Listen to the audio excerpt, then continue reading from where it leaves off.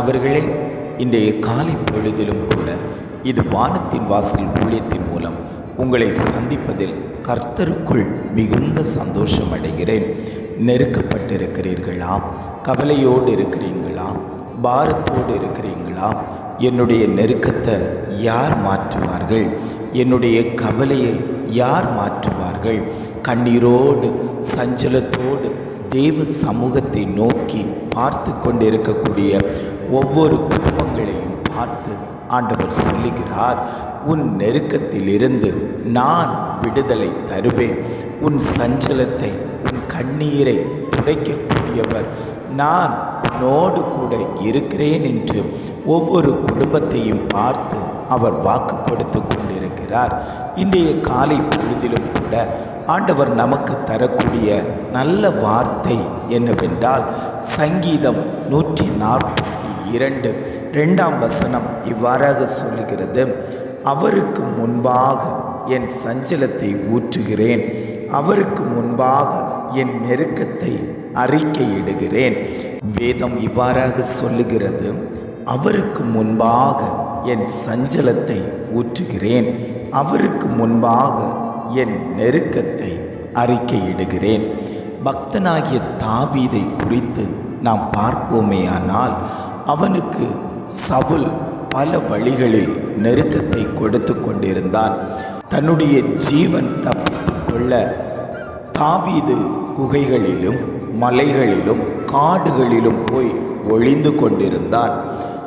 இந்த வார்த்தை அவன் விண்ணப்பமாய் சொல்லும்போது கெபியில் இருந்து கொண்டு ஆண்டவரை நோக்கி பார்த்து கொண்டிருக்கிறான். ஆண்டவரே, இந்த வருத்தம், இந்த நெருக்கம், இந்த பாடு எப்பொழுது என்னை விட்டு நீங்கும், எப்பொழுது மாறும் என்று தேவ சமூகத்தை நோக்கி அவன் விண்ணப்பம் செய்வதைத்தான் நாம் வாசிக்க கேட்டோம். இன்று அநேக குடும்பங்களும் கெபியில் இருந்து கொண்டு, வீடுகளில் இருந்து கொண்டு, தன்னுடைய கூடாரங்களில் இருந்து கொண்டு தேவனை நோக்கி முறையிட்டு கொண்டிருக்கிறார்கள். ஆண்டவரே, என்னுடைய இந்த நெருக்கம், பிள்ளையினுடைய இந்த நெருக்கம், புருஷனார் எனக்கு அளிக்கக்கூடிய நெருக்கம், பிள்ளைகள் என் மீது கோபப்படுகிற இந்த நெருக்கம் எல்லாவற்றையும் நான் சகித்து கொண்டிருக்கிறேன். எப்பொழுது எனக்கு ஒரு விடுதலை கிடைக்கும்? எப்பொழுது நான் இந்த இடத்திலிருந்து என் சஞ்சலமும் நெருக்கமும் மாறும் என்று அநேகர் கட்டிலை நனைத்து கொண்டிருக்கிறார்கள். ஆண்டவர் சொல்லுகிறார், உனக்குண்டான நெருக்கத்தை நான் மாற்றுவேன், உன் கண்ணீரை கண்டேன் என்று ஆண்டவர் வாக்கு கொடுக்கிறார். கர்த்தரை நோக்கி சத்தமிட்டு கூப்பிடுகிற அநேக ஜனங்கள் இருக்கிறார்கள். கர்த்தரை நோக்கி சத்தமிட்டு கெஞ்சுகிற அநேக ஜனங்கள் இருக்கிறார்கள். ஆண்டவர் சொல்லுகிறார், என்னை நோக்கி கூப்பிடு என்று அவர் வாக்கு கொடுக்கிறார். நாம் அவரை நோக்கி கூப்பிட்டு நம்முடைய நெருக்கங்கள், நம்முடைய கஷ்டங்கள், நம்முடைய வியாகுலத்தை அவர் சமூகத்தில் இறக்கி வைக்கும்போது அதில் ஒரு தேவ பலன் உண்டாகும். மனிதனிடத்தில் சொல்லுவது நமக்கு கண்ணியை உருவாக்கும். தேவனிடத்தில் நாம் நம்முடைய காரியங்களை சொல்லும்போது அதில் ஒரு தேவ பலன் உண்டாகும். தாவீது சொல்லுகிறான், ஆண்டவரே, என்னுடைய ஆவி நொறுங்கும் போது நீர் என் பாதைகளை அறிந்திருக்கிறேன். நான் நடக்கிற வழியில் எனக்கு கண்ணி வைத்தார்கள். அவனுக்கு விரோதமாய் அநேகர் கண்ணி வைத்தார்கள். உங்கள் குடும்பங்களுக்கு விரோதமாய் கண்ணி வைக்கிறார்களாம், பிரச்சனைகளை உண்டு பண்ணுகிறார்களாம். இந்த குடும்பம் எழும்பக்கூடாது, இவன் சாக வேண்டும், இவனை எப்படியாவது கொல்ல வேண்டும் என்று எழுப்பி நிற்கிறார்களாம். ஆண்டவர் சொல்லுகிறார், மகனே, மகளே, தேவ சமூகத்தில் வந்து அமர்ந்து இரு. நான் சத்துருக்களுக்கு முன்பாக உனக்கு ஒரு பந்தியை ஆயத்தப்படுத்த போகிறேன். உனக்கு விரோதமாய் உருவாக்கப்படுகிற எந்த ஆயுதங்களும் வாய்க்காதே போகும் என்று ஆண்டவர் வாக்கு கொடுக்கிறார். உனக்காக நான் யுத்தம் பண்ணி கொண்டிருக்கிறேன். வலதுபுறமாய் கண்ணோக்கி பார், என்னை அறிவார் ஒருவரும் இல்லை. எனக்கு அடைக்கலம் இல்லாமற் போயிற்று. என் ஆத்துமாவை விசாரிப்பார் ஒருவரும் இல்லை என்று நீங்கள் சொல்லிக் கொண்டிருக்கிறீர்களாம். உங்களை விசாரிக்கிறவர் ஒருவர் உண்டு என்பதை நீங்கள் அறிந்து கொள்ளுங்கள். உங்களை விசாரிக்கிறவர் இருக்கிறதுனால தான் உங்கள் கவலைகளை எல்லாம் அவர் மேல் வைத்து விடுங்கள் என்று வசனம் சொல்லுகிறது. என்னை விசாரிப்பார் யாரும் இல்லையே, என்னை தேற்றுவார் யாரும் இல்லையே என்று அழுது கொண்டிருக்கக்கூடிய குடும்பமே, ஆண்டவர் சொல்லுகிறார், உன்னை விசாரிப்பதற்கு நான் உன் அருகில் வந்திருக்கிறேன், நான் உன்னை விசாரிப்பேன் என்று ஆண்டவர் வாக்கு கொடுத்து கொண்டிருக்கிறார். கர்த்தாவே, உம்மை நோக்கி கூப்பிடுகிறேன். நீரே என் அடைக்கலமும் ஜீவனுள்ளோர் தேசத்திலே என் பங்குமாயிருக்கிறீரே. ஆண்டவரே, உம்மை நோக்கி நான் பார்த்து கொண்டிருக்கிறேன். நீர் என் ஜீவனாய் இருக்கிறதுனால எந்த நெருக்கமும் எந்த சத்துருவின் கிரியைகளும் என்னையோ என் குடும்பத்தையோ சேதப்படுத்துவது இல்லை. என் கூக்குரலுக்கு செவிகொடும். நான் மிகவும் தாழ்த்தப்பட்டேன். என்னை பின்தொடருகிறவர்களுக்கு என்னை தப்புவியும்.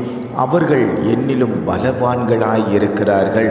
ஆண்டவரே, என்னை ஜெயிக்க அநேகர் வருகிறார்கள் பலவான்களாய், ஆனால் அவர்களை என்னால் ஜெயிக்க முடிவதில்லை.